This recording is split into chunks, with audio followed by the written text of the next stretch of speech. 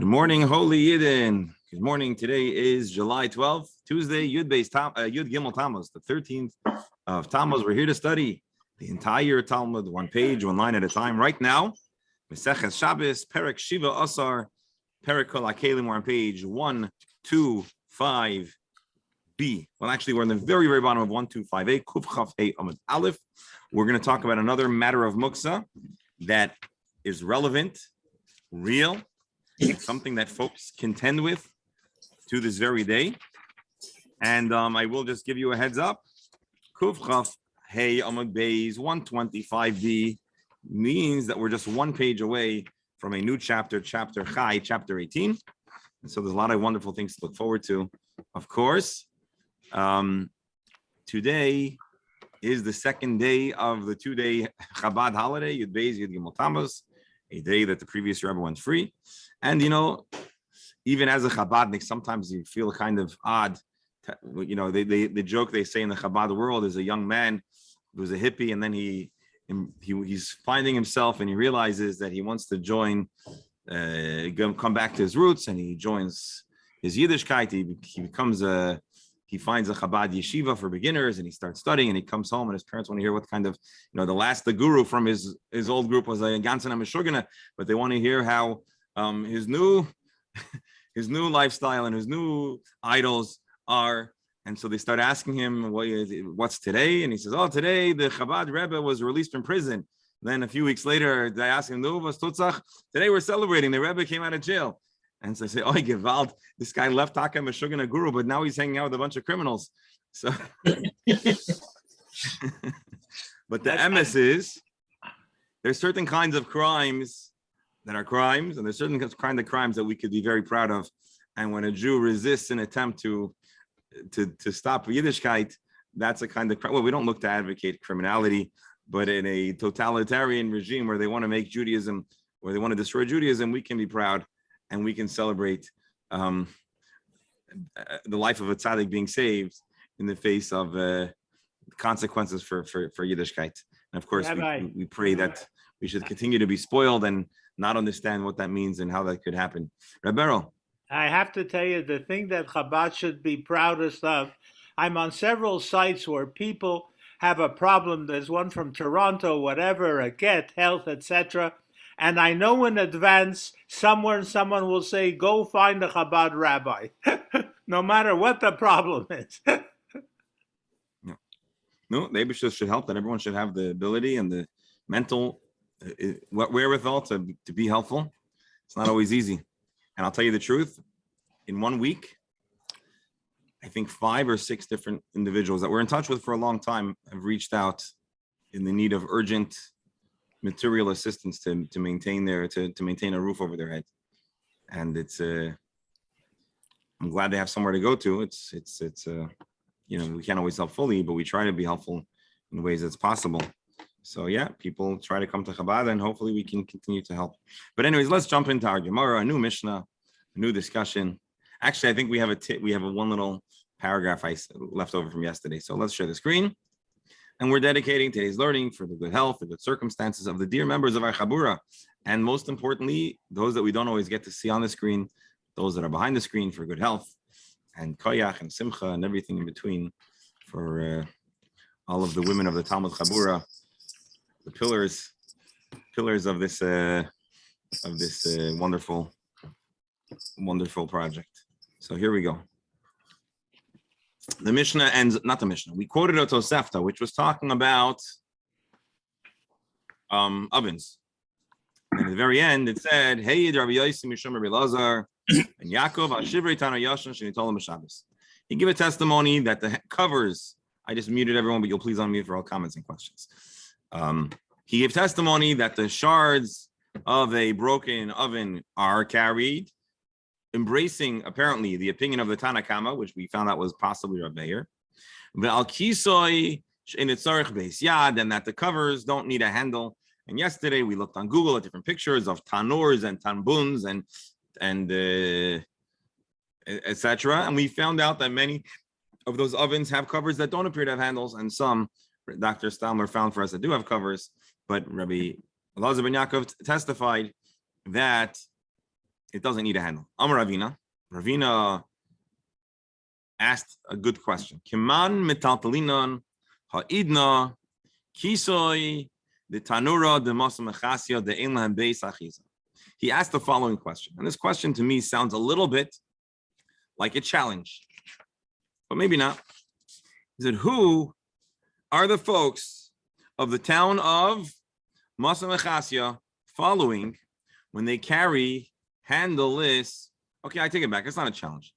But he was trying to provoke a intellectual, like an emotional reaction, I think, or some kind of. So who are these people following that they allow to carry the oven covers that don't have handles? Who do they follow? Kiman?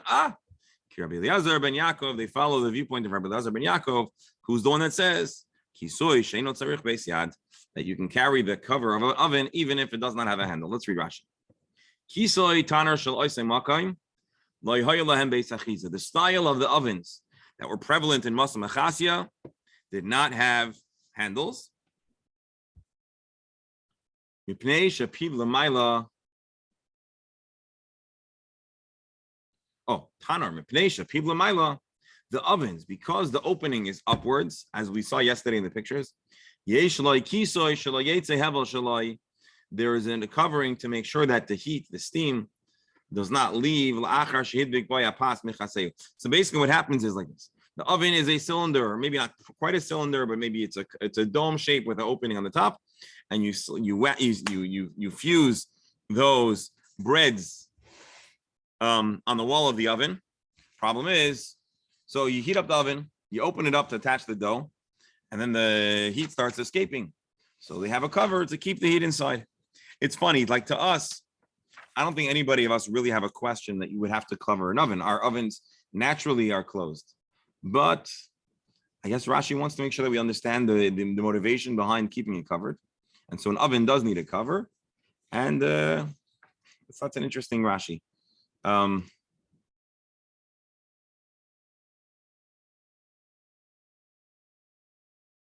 Taisvus, this is an important and interesting and brief Taisvus.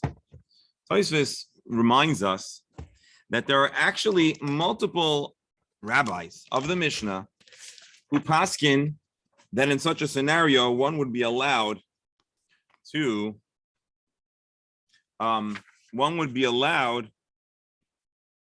carry. Rabbi Elazar ben Yaakov is not the only one. So why does Ravina say that the folks of Masam Achasya are following the psak of Rabbi Elazar ben Yaakov? Why doesn't he say they're following the viewpoint of Rabbi Yossi? Here, let's look.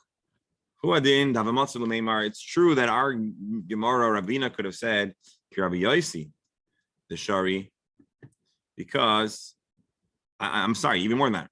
Rabbi Yossi is the one who conveyed this teaching in the name of Rabbi Elazar ben Yaakov. So why does Ravina not mention Rabbi Yossi? So Tosfos says, "Who did Rabbi Yossi the Shari? The Shari lekamon letaltel kisay kelim she'en lam beis achiza." Because indeed, this is the viewpoint of Rabbi Yossi. The kli the chavrino bara. Ela mishum the Mishnas Rabbi Elazar ben Yaakov kav v'naki. There is something incredibly qualitative about teachings that come from Rabbi Elazar ben Yaakov. What does kav v'naki mean? It means it's a mashal. It's language that's used about flour, I believe. And the point is that flour can have different grades of fineness and different grades of cleanliness. Now, today we know that you want to have some of the bran in your flour. Once upon a time, whole wheat was not considered a specialty item. The coarser the bread, the cheaper it was, and the less processed the flour was. Today, of course, everything is reversed. We pay a lot of money for the things that once upon a time were considered. Someone was telling me that all Jewish foods, or most Jewish foods, are, and I'm going off on a tangent here, were developed as a subsistence strategy for very impoverished people. So challah kugel was to repurpose challah. Gefilte fish was to repurpose gefilte fish. Kishka was to repurpose anything that was left over and about to go bad that you could put into your cholent, and on with almost all cholent. You just throw all the stuff in that you have nothing to do with, and you hope it gets a little bit of the season. And also you have gala and psha, which is made out of, is jellied, like the poor people, they couldn't afford to buy a cut of meat, so they get the feet, the calves' feet, and they figured out how to turn it into something food. Today, all those items are considered specialty items, and you'll pay a premium for them. But the point is that for most of human history, fine sifted flour was considered ideal and precise. And Sir Elazar ben Yaakov has a lot of credit. And whenever he is quoted, the halacha follows him because he had a reputation of really being very meticulous and having a very, very good provenance on his teachings. And so Tosfos, that's what Tosfos is telling us that. And again, I haven't studied this in depth, but I'm going to suspect that Tosfos, wherever we read about, or many times we read about Rabbi Elazar ben Yaakov, he probably points this out. And the point is that here we have a case, Rabbi Elazar ben Yaakov, where he says something, it has a lot of weight, and Tosfos brings it to our attention. And so it's an interesting idea that we could file away in our mental filing cabinets for as we continue to study the Gemara. Just one more thing here. So the Chiddush here is more. Rabbi Yossi, we're going to see, is going to be quoted in a Mishnah. This text here is a brisa. Usually a Mishnah, almost always a Mishnah carries greater weight. So why would Ravina, and I guess this magnifies the question, why would Ravina quote a brisa over an explicit Mishnah? Again, the answer is the same thing, because there's something, Rabbi Elazar ben Yaakov has Talmud superpowers. When you hear his voice, you know this is something that they give a lot of weight to, and he's going to end up being embraced le halacha.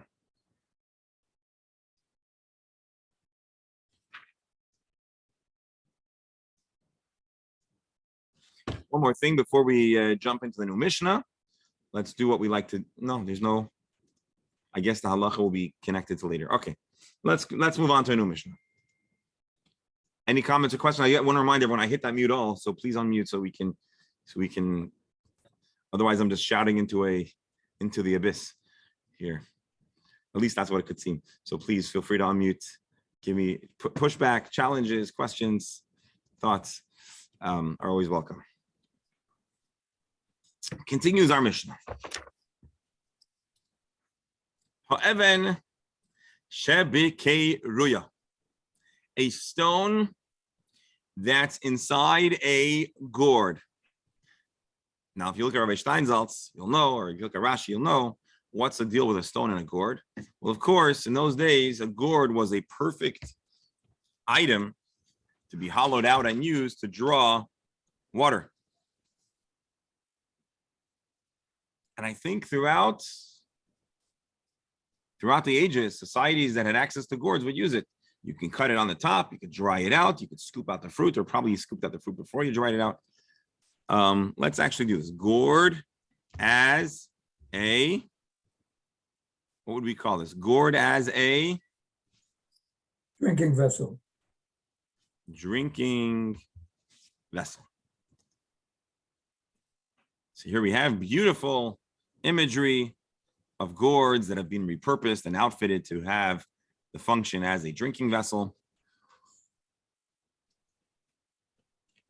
Hold on, let's just do one more thing. Thank you, Mr. Google. Here we go. Beautiful. Look at that. Look at that. So probably to this day, there are plenty of folks that use gourds for drinking. We could probably right now go onto eBay or go on to Amazon, and we could probably buy ourselves. We could have in 24 hours, we could have a drinking gourd at our door. I'm not saying we want to do that, but just it's a real thing. Now, here's the thing. Dr. Stamler said we should describe it as a drinking vessel. But what about if it was a water drawing vessel? Okay. So a gourd, I think in Hebrew and other languages, is almost synonymous with a water vessel. Here on eBay, just to make a point. You could buy a tribal water vessel. Oh, this is a skin gourd. You see, skin covered gourd. Okay. Now, if you think this is actually an antique, I have better things to sell you, but it's in antique style. But here, if you look on Google, a beautiful number of gourds used for drawing water. Okay, I think we get the point. So you have a stone inside your gourd that's used for drawing water. Oh, Alan, do you have a Yes. gourd? You do? I had one, but when we had it in the country, and when we moved, we left it there. Oh, chaval. We brought it from Africa. Reb Alan, you never disappoint us. So what did it look like? It was a skin-covered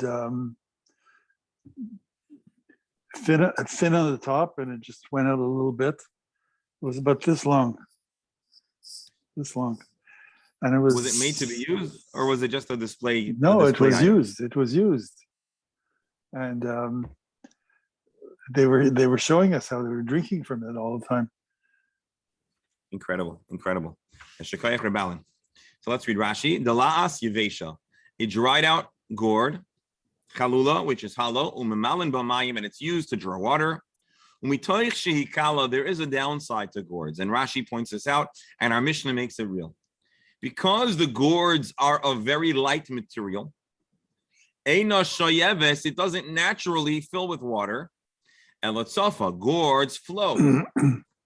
And so therefore you need to put a rock inside the gourd to weigh it down so that it will draw water. So and a lot of times an item's greatest advantage is also its greatest disadvantage. You can have an earthenware drying dish, but then it's going to be very heavy, and water is heavy enough as it is. And so you want to use a naturally prevalent and lightweight item, but then you're going to have a hard time drawing water, especially if you have to let it down into a well where you can't push it down, which I think is what Rashi is imagining here. We'll use it to draw water, and you put a stone so that it'll tip over and fill with water. Rashi, if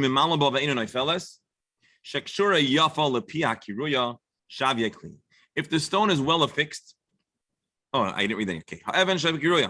The stone that's inside a gourd, if when it's used to fill with water, the rock remains fused, attached, or present in the gourd, you can use the gourd, and the stone doesn't make it muksa.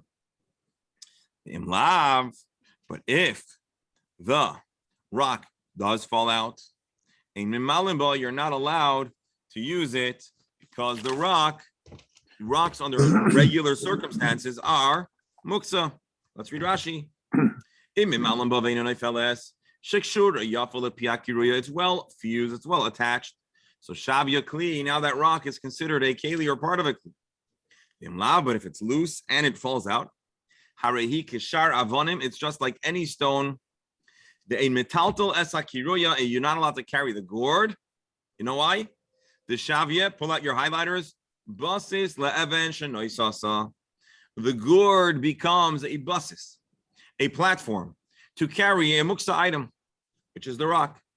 And so there are scenarios where if your dish has something that's muksa inside of it, that the muksa is contagious. Now the whole keli is off limits. We're just beginning to wade into this conversation.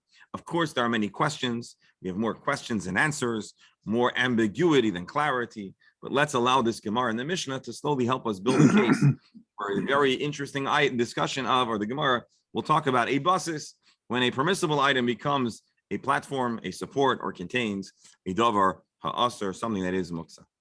And so let's read the rest of the Mishnah, and then the Gemara will revisit and really help us understand this topic. Rabbi, Zemaira, yes.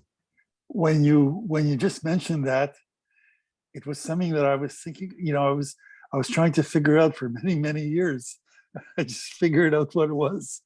When we bought that gourd, it had a big heavy metal piece on a cord about 6 inches above the gourd. And I never knew what that was for, so I cut it off. Now I know. It was dipped into a well so that the gourd would sink. You see, Reb Allen, there's so many reasons why it's worthwhile to attend the Gemara shiur. Unbelievable.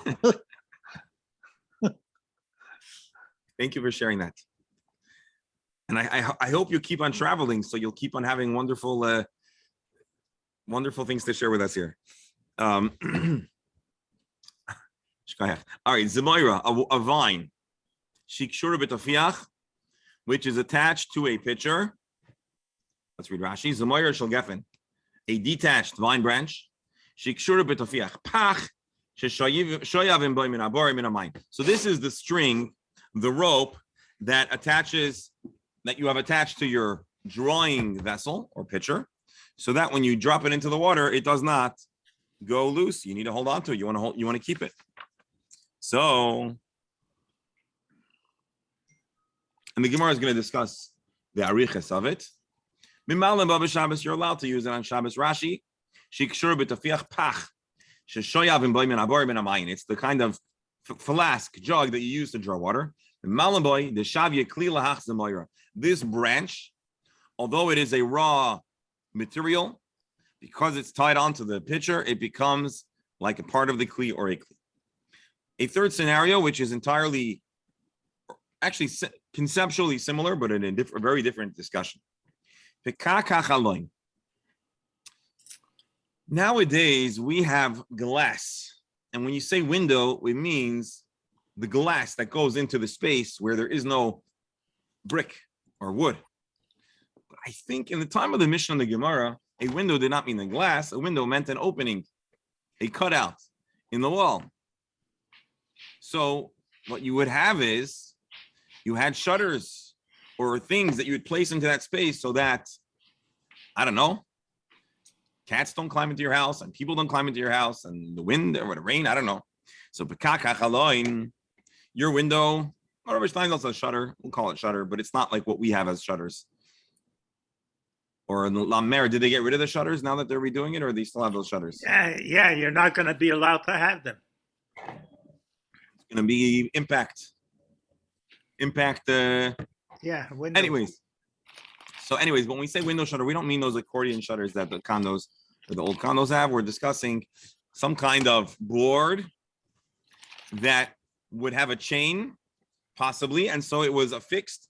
And all you did is you picked it up and placed it in position, and then you took it out and you kind of let it rest somewhere.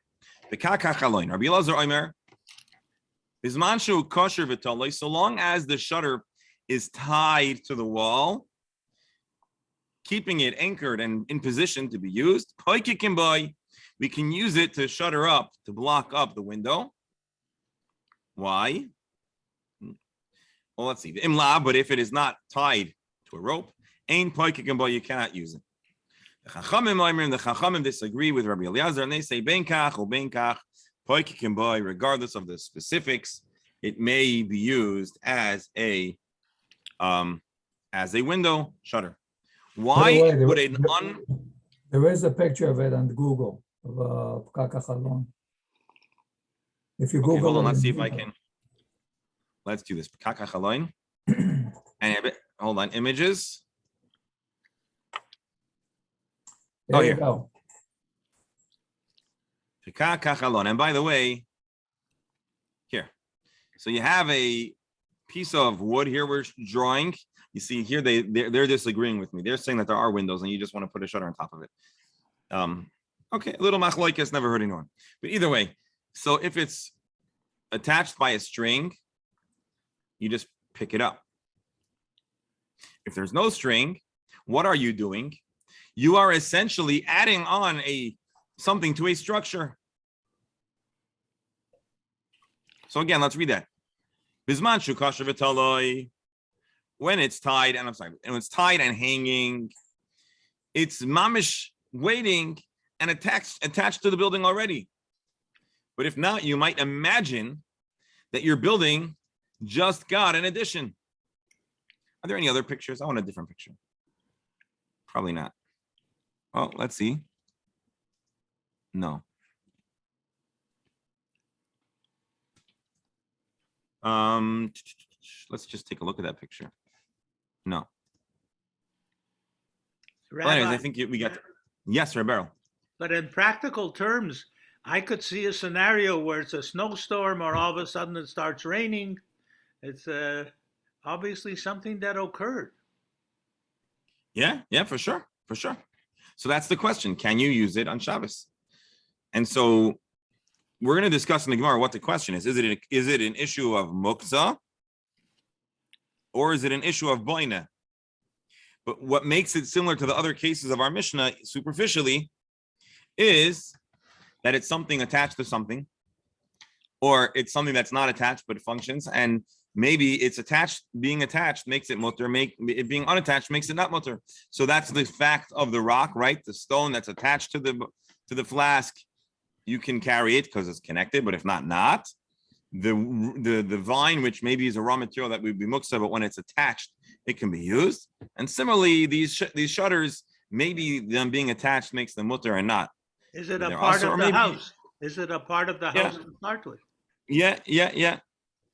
So they may have different underlying reasons.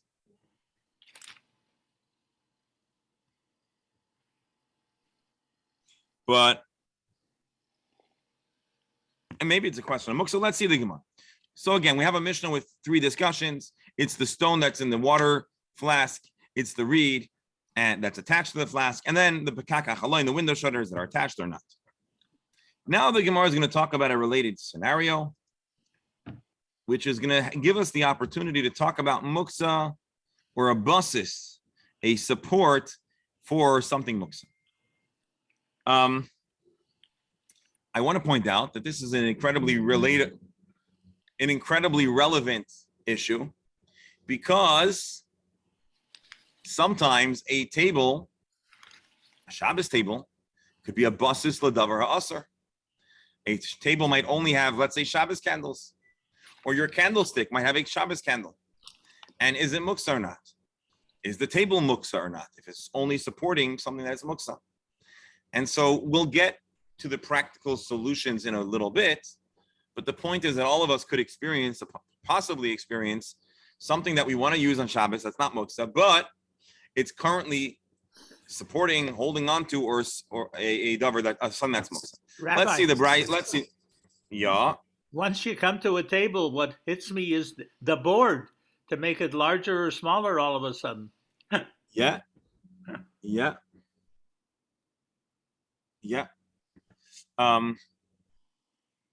So let's see. Tanan also. There's another Mishnah. Where's this Mishnah? Mesechet Shabbat, and like 2 chapters from here, or 3 chapters. Kuf, Mem, Beis. I opened it in a moment. We'll take a look at the original source, but for now, let's look at Tanan Hasan. There's a Mishnah that teaches Even Shal Pi Chavis. You have a barrel. Barrel is not muksa, but there's a rock on top of it, and the rock is muksa. Are you allowed to pick up the rock? No. So what do? How do you get rid of the rock? So mata al tzida, you tip the barrel over without directly handling the rock. Vihinoi feles, and it falls off. That's the statement of the Mishnah. Let's read Rashi. Stan Hasam, likamon b'hai mesechta. Rashi says, don't think this is in another mesechta. It's in our own mesechta. Very interesting, Rashi. Even shal pi chavis. What's wrong with the stone? Let the stone be there. Let laying stones rest. You need to open it and have wine now. So you got to get rid of the rock. Can you pick up the rock? No. Mata hachavis al tzida v'hinai feles. You tip it over and the rock falls. The Gemara is going to discuss when you can remove it, can't remove it. The Gemara is going to have a lot of suggestions. Let's first look at the original Mishnah. Ha'even shal pi chavis. Again, this is kuf. Mem base. Ha'even shal pi chavis, stone that's on top of a barrel. Stones are muksa. Barrels are usually not muksa. Matal tzida, you tilt the barrel on its side. Vihinai feles, and the stone falls off. What if this barrel is not in isolation? The barrel is in a room full of other barrels of wine. And what's going to happen? You knock the rock off, it's going to roll into another barrel and smash it open. Makbia, you can lift the barrel away from the others. Umatal tzida, and tip it over. Let's read Rashi here. Matal tzida, mata chavis al tzida. You tip the barrel over. In sarich lital min hayayin, if you need to access the wine. Even oifeles, and the stone falls off. V'lo yitileno b'yadayim, but you should not pick up the stone with your hands. Ha'isa bein ha'chaviyos. V'yaresh shaloi tipel even al chaviyos v'yishabrim. You're afraid that this rock is going to turn into a rolling stone and smash the other barrels. Magbia, lichavis kula or misalka, you pick up the whole barrel, misalka mi ben achaviyos, you move it away. Sham matal tzid, and then you tip it over. So this is the fullness of the Mishnah. Amar Rabba Ami, Amar Rabbi Yochanan. Rabbi Yochanan taught and shared with Rabbi Ami, who shared it with Rabbi, who taught it with us.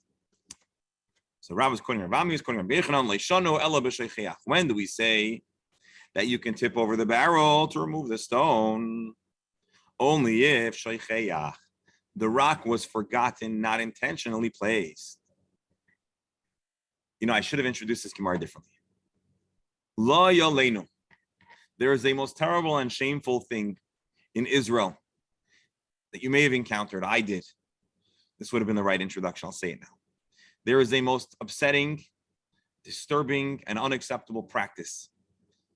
In Jerusalem, if you are in certain neighborhoods that are very Haredi, and God forbid a car drives through there on Shabbos, or a person goes through there that is not to the liking of the residents, and again, I say God forbid, this is a terrible, terrible thing. One of the most disturbing things that could exist on planet Earth in 2022. There is a whole minhag of people that accost those Shabbos desecrators, the car, the individual, screaming Shabbos, Shabbos, and they'll even sometimes throw things at the said vehicle or car. Terrible, terrible thing. And what they're doing is they're throwing stones. So there is no justification for this behavior. But we might wonder, what is the justification those residents use themselves for throwing a rock, which we know is utterly muksa on Shabbos? The snapshot is very devout people screaming at somebody else for desecrating Shabbos. Well, apparently they're desecrating Shabbos because they're throwing a rock. So there is no justification for this. And whoever does this will have an accounting to give for it. But how do they justify it? Halachically. How are they handling a rock on Shabbos? Isn't it muksa? So this is a tragic text, which they, again, so the laws of Shabbos are being kept, but even more important than, or at least equally as important as the laws of Shabbos, are the laws of Chilul Hashem, and Ben Adam Lechaveiroi. And if they think that they're going to encourage somebody to observe Shabbos with this behavior, that they have something, they're very mistaken. But we're going to find out about the halacha of muksa and stones. So if I wanted to be sensationalist, that's how I would have introduced this Gemara. So Rabbi Yochanan qualifies. When do we say that you could tip over the barrel and get rid of the rock by handling the barrel if it was forgotten there? Because if it was forgotten there, rock is muksa, barrel is not. Aval b'maniyach, but if the person intentionally placed the rock there with intention, why? I don't know, it doesn't really matter. Nasa basis l'davar ha'asur. Now the barrel becomes a platform for a davar ha'asur, a prohibited item, the rock, and the barrel too becomes muksa. Rashi. Lo shanu, the teaching of the Mishnah that says, you're allowed to carry or move the barrel, and the rock is on top of it. We taught in the Mishnah that we just read that if it was among other barrels, you could pick it up and carry it around, so that the rock does not fall and hit the other barrels. And now you're allowed to tip it over.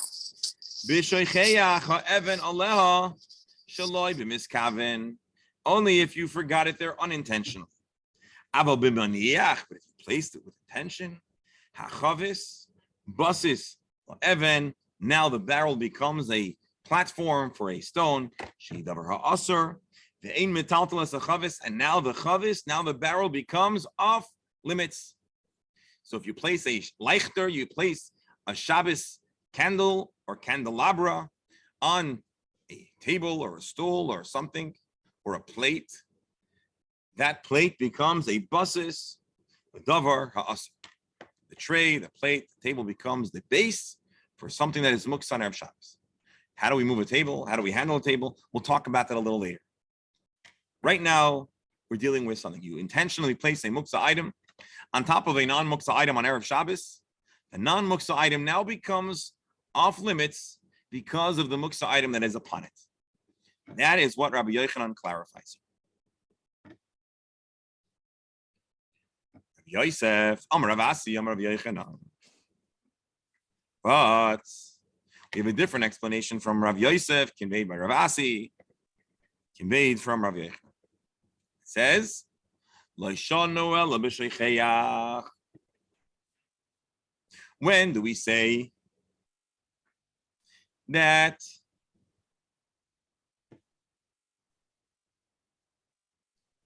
you have to carry it in a complex manner? When are there restrictions to how you carry it at all? If you forgot the stone. But if you place the rock on top of the barrel, nasa kisa lechavis, the stone isn't muksa. The stone is entirely unmuksad. How do you unmuksa a stone? By intentionally using it for a permissible use. For example, kisoy lechavis, a cover for the barrel. Let's read Rashi here. Rabbi Yosef Amar Rabbi Asi, lekula Amar Rabbi Yochanan.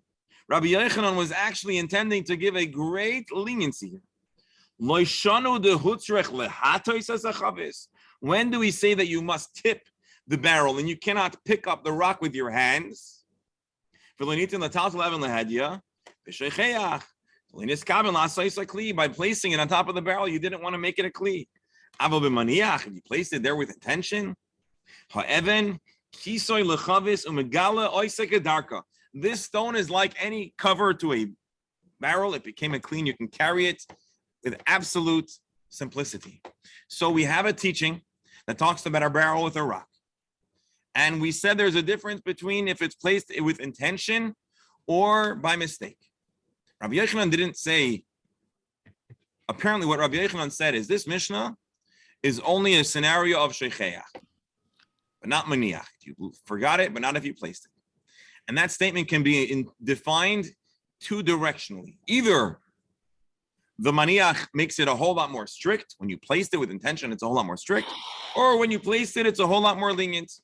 And that's the distinction between how Rav Ami and Rav Asi interpret his teaching. Alan, just wanted to say something? I was just wondering, why is a rock muksa? A rock is muksa for two reasons. A rock is muksa because it doesn't have any default obvious function on Shabbos. A rock is more like raw construction material or something that's totally random, and primarily because it is not a keli. It does not have a defined use. It's raw material that is not Shabbostic. There's nothing, unless you intentionally designate the rock to be useful. A rock's default status is not useful on Shabbos. So And therefore, a rock is almost... So why don't people say, I'm designating this rock to throw it on people on Shabbos? That's right. So quite tragically, that may be what's happening. Quite tragically, it would appear that they are, and we're going to have some more information soon, not about throwing rocks, but about how a rock might be designated to be not muksa. And the question is going to become, how do you designate a rock to be useful and not set aside, and how do you make it not muksa? And so the tragic answer is that those people, not only in a moment of rage, throw the rocks, but they actually prepare them beforehand so that in the event that people come by, we can actually throw those rocks and we won't be desecrating Shabbos. A matter of grave disappointment. And, anyways, I'm sure we can invite somebody on from that community and they would have a very, very elaborate justification for it. But I don't think there's any justification that we're going to be embracing here. So, and I have a feeling, hopefully we're all more or less on the same page in this regard. Rabbi, yes. In this case, it looks like the stone is almost a part of the kli. That is, I can easily imagine the scenario where we cover the barrel and we put the stone, and it's not an accidental stone. When we want to get something from the barrel, you remove the stone, open the cover, pull out what we need, close the cover, and put the stone on it. And it's the same stone that you took away from the barrel. So Actually, it's not attached handle to the cover. Right, no, it's not It serves as attached. a handle, but it's not attached. But otherwise, Yeah. functionally, it's the same as the handle. Yeah, if it was attached, there'd be no question. Here we're talking about it's a rock. Right. It's the same rock that you'd find in its, I don't know, on the ground. But he placed it on top. So what we need to figure out So by the action of putting it on top, you designate that from now on it's a part of the kli.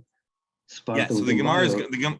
You are not going to throw it away and then go looking for another stone. It's much more convenient to have the stone handy, the same stone. yes. Yeah, I'll Yes. give you a practical situation that happens today. At homes, garbage pails that are outdoors, raccoons. No, give me 1 second. I'm sorry. I just need to grab this call for a second. I'm sorry. Go ahead.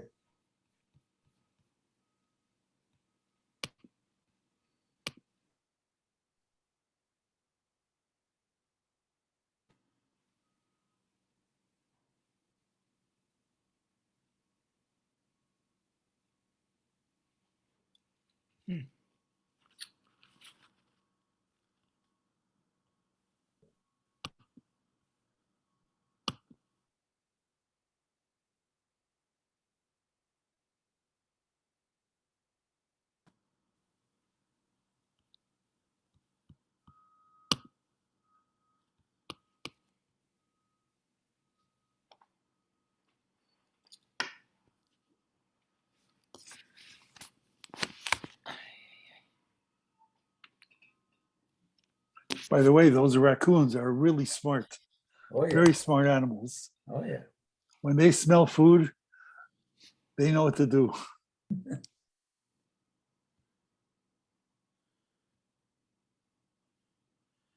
Okay, can you hear me? My Wi-Fi went off and on. We can hear you. Yeah, okay. Where's the rabbi? He's on a phone call. Oh, I thought he went to look for a stone. But the question of the stone, Professor, you're on. If the professor's still on, the stone is Yes, I am probably, on. you look for probably a flat stone. There might Right. be, something particular about that stone. You can't pick up a little rock to sit on a cover unless it's Right. flat. Mhm. It's almost a utensil. Yeah, this is what Yeah, I I am. wanted to say. Yeah, it's like. Gentlemen, it's I'm sorry like- about that. I'm back. So I just had to take the call because tonight we're having yeshiva night.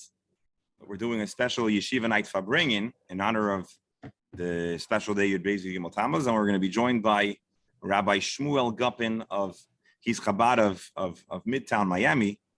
His father actually is a big Hasidic mashpia in Kfar Chabad in Israel. I was a student by, and so I was take his call to confirm. So if anybody's Rabbi. around, you want to? Yes, Rabbi Beryl. One more thought about the professor's question about the stone. The stone on top of the barrel is a special stone. Somebody finds a flat stone or whatever big enough for the cover. It's not just a rock picked up. It's almost a utensil. Yes. Well, let's see. I was just At saying this before, point- I was saying before that it's practical today too, because on garbage pails today, raccoons get to them, they remove the lid, so people place a stone on it, so they wouldn't be able to remove the lid. Yeah. So let's see. Right now, we don't have a lot of information. We know that there's a rock. We know that it might have been placed intentionally. We know it might have been left. We understand that there are two ways of understanding that statement, either l'kula or l'chumra. L'chumra would be that you intentionally place the muksa item on a barrel. Well, then you essentially undesignated. You've set aside not just the rock, but the barrel underneath it. That's one way of understanding it. That's the way of a rabbah. Rav Yosef says, no, the reverse. By placing the rock, you've provided evidence with your behavior, with your actions, that you desire this rock. You want this rock to serve a function that's that's useful. And so now it's a kli. Now it's not a rock. So let us see the Gemara as it probes through the opinions and hopefully gives us some more clarity. And we could ask another question. Are they arguing at all? I think the Gemara is going to say they are, but with some of the Gemara's commentary, we could understand with greater depth that maybe the Gemara's probing is, are they arguing? Maybe sometimes a rock placed with intention would be setting it aside, and sometimes the placing of the rock would be a designation that it's not muksa. So let's see the Gemara. But at this point, we just have we have a statement of a Mishnah and two takes. One take that sees intention as being super muksa, and the other take that intention is super non-muksa. So let's see the Gemara as it continues to explore this. Amar Rabba preemptively defends his take. In debates, if you have a debate or negotiation, and there is a compelling challenge to what you are trying to sell or the case you're trying to make, the smartest thing you could do is preemptively acknowledge the weakness of your position. Now, I'm not saying that this is cynical. This is, I think, altruistic, but I'm just saying that in a debate or in a sales call or in a negotiation of any sorts, it's always better if you own the weakness, because then you've taken control of its trajectory, its weight, and you're able to preemptively deflect. I think this is something that we can all agree. And so Rabbah does the same over here. He says like this: Moisvino nashmatin. You could challenge my teaching, Rashi. Al shmua sheli shamarti, b'maniach ein even nasa basis. Al shmua sheli shamarti, b'maniach ein even nasa basis. Ein even nasa. Rabbah, who has the stricter perspective, who says the rock is not a keli, the rock is muksa. There's a challenge to that. What's the challenge? Our Mishnah. Ha'even shebekeruya, a stone in a gourd, if you can use the gourd, and when you use it, the rock doesn't fall out. You can use the gourd. The gourd does not become muksa. Why would it become muksa? Because the rock is muksa. And if the rock is muksa, the gourd becomes muksa. And the fact that you say that the rock and the gourd is not muksa should tell us that in our story of the barrel too, the rock shouldn't make the barrel muksa. V'loihi. This is a faulty challenge. It is not really a good one. Hasam kivon dehadka. In the case of the stone or a balanced metal piece that was attached to the gourd, because it's well affixed, shavya doifa. Now it's like a part of a fixture of the gourd. It's not a loose rock. It's an attachment. Rashi. The hadkash, a kasher yafa, it's well fixed. Now it becomes part of the Amar Rav Yosef. So Rabbah preemptively bavarns. He preemptively handles an obvious challenge to his position. And so Rabbah's holding strong to say that the rock on the barrel, if it was placed with intention, muksa, it's off limits. Amar Rav Yosef too is going to preemptively handle a challenge to him. You have a challenge to my take. If the rock is not well affixed, you can't use it. What does this show me? That a loose rock is muksa. A loose rock is muksa in the gourd, and I'll think a loose rock should make the barrel muksa too. Counter to Rav Yosef's opinion. Rashi, placement alone doesn't turn a rock into a kli. It challenges me. Simple placement of a rock makes it not muksa. This is not a good challenge. Hasam kivan deloy hadka batule batla. In the case of the flask, by not attaching it, the whole mechanism doesn't work. Rashi, v'lohi, loy kasha. This is not really a valid challenge. The hasam in the scenario of the flask with the rock Hoyul uveloy kishira. Loichazia malis. If the rock is not affixed, the whole mechanism doesn't work. You can't draw water. The hanafla, it'll fall out. By not attaching it, it's clear the rock is not a kli. He's showing that he does not consider it a kli. Because if you wanted it to work for you, it would need to be attached. But the covering of a chavis, hanacha mashvele kli. So Rav Yosef is saying, don't be superficial. It's a case by case. Sometimes a rock without attaching it does its job very nicely, and sometimes it doesn't. If the rock does its job nicely without being attached, who says it needs to be attached? And so therefore, Rav Yosef continues to say, you know what? In the scenario of a barrel that has a rock on it, the rock is not muksa, it's a keli. We could be lenient. So again, we have a Mishnah. We have the fact that Rav Yochanan said, this is all talking about a mistake. Intentional is different. Rabbah says intentional is terrible. Intentional is muksa. Rav Yosef says intentional is wonderful. It's entirely not muksa. It is a kli. How the Gemara gets down to the punchline. What's the argument? What's the crux of the argument? Are they arguing? Maybe Rabbah's case, the rock has no function. Maybe Rav Yosef's case, the rock does have a function. So Gemara doesn't know. But my kamifligi, mar savar be'inon maisa. Rabbah says to turn a rock non-muksa, there needs to be a maisa.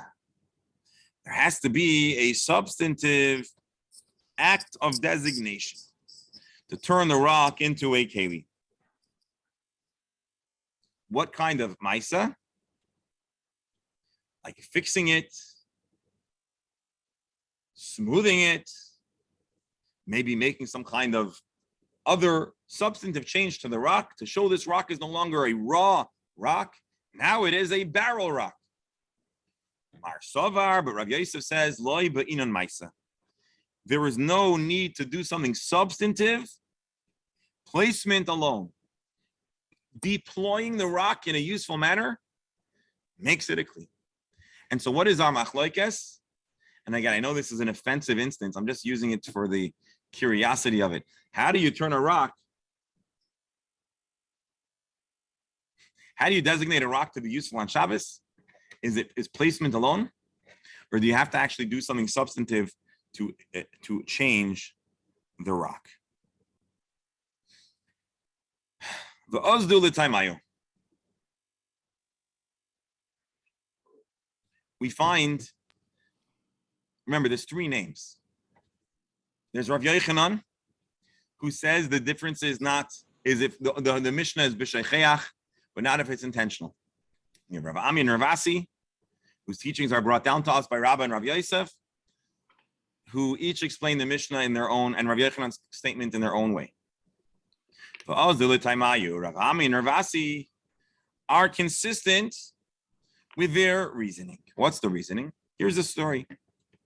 When Rav Dimi arrived,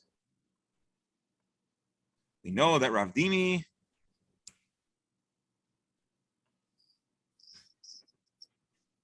in general, there were two centers of Torah authority, Bavel and Israel.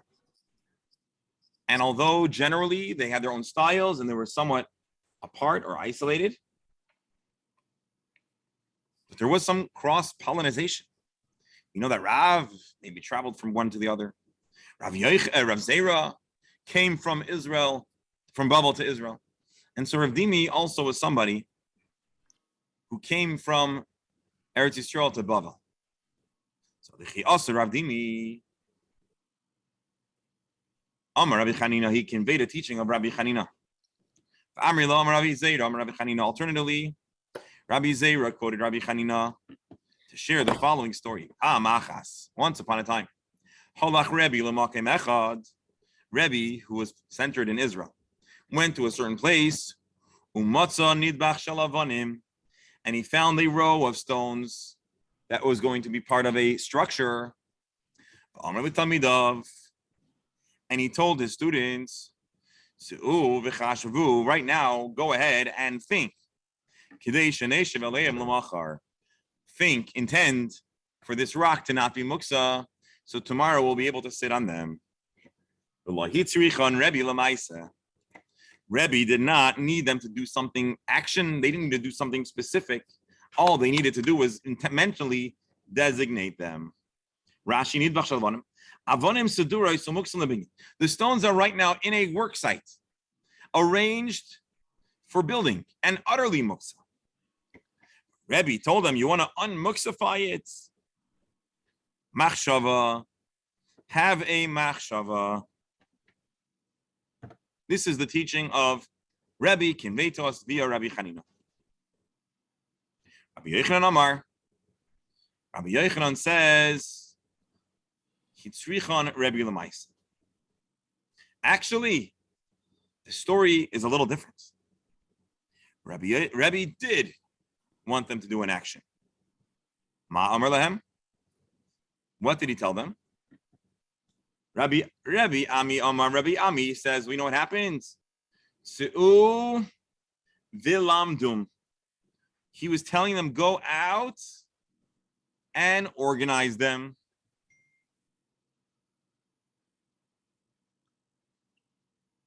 Rabbi Asi Omar. Rabbi Asi said, Se'u vishavshifum Omar lahu. So let me just recap this, and then this is, I guess we're going to close out with this. Rabbi Ami and Rav Asi are shareholders, partners in a debate. If to make something non-muksa, you need to do an action that changes the item, or placement is enough. What's the story? Rebbe told the students to do something to make the rocks non-muksa. Rav Yochanan said what he made them do is an action. What's the action? Rav Ami says organizing, placement is enough. Rav Asi says you have to actually modify the rock. Rav Asi, who says you need to modify the rock, is consistent with his viewpoint that for a rock to not become muksa, you can't just place it, you have to change it. Rav Ami says placement is enough. He's the one who says that by simply placing a rock on a barrel, you've already designated it as non-muksa. So to recap, a long Gemara, but really it boils down to two basic opinions, or three. Maybe to make something not muksa machshava is enough. But in the context of our Gemara, students of Rabbi Yochanan, Rav Ami, Rav Asi, Rabbi and Rav Yosef, the question is placement, or do you have to actually modify the rock itself? And that, thus far, is our discussion. This story warrants revisiting. It's a fascinating, interesting story and a survey of life in Israel in the in the era right after the temple was destroyed. The names here are important and fascinating, and the debate in the details of the story is also interesting. So with Hashem's help, dear friends, tomorrow, Wednesday, we'll resume studying and analyzing the story. Gesundheit and Freilich. I thank everyone that joined us. Before you go, isn't one of the overriding questions here, does something have to be attached to be part of a keli? Maybe, yes. So attaching something would be that substantive change that makes it. Could it be a part without being attached? So it looks like everyone agrees that under certain circumstances, it does need it. It could be detached. That was the distinction between the rock and the gourd and the rock on the barrel. It depends on its function. Something that it only works when it's attached, obviously needs to be attached. Something that works when it's not attached, it could not be muksa, but what are the criteria to make it so? Very interesting, Gemara. So you could take a sledgehammer and you could take anything that's muksa and turn it into non-muksa, into something good, useful. Yes. Now with a sledgehammer, even if you didn't designate it, if you have a Shabbosly permitted use, you could use it. The chiddush of a stone is because it's not a keli, it is the super muksa item. It is by very definition designated for non-use. It is by definition set aside. And for you to unset it aside, to make it non-muksa, there needs to be more intervention than a kli. And our question here today is, what is that extra designation? Is it machshava? Is it arrangement / placement? Or is it actual modification of the keli. And again, we'll continue to discuss this tomorrow. I want to thank everybody for being on here and enlightening and informing this discussion. We pray for good health, good news. Please rejoin this link in just a moment to study today's Chumash. A wonderful day.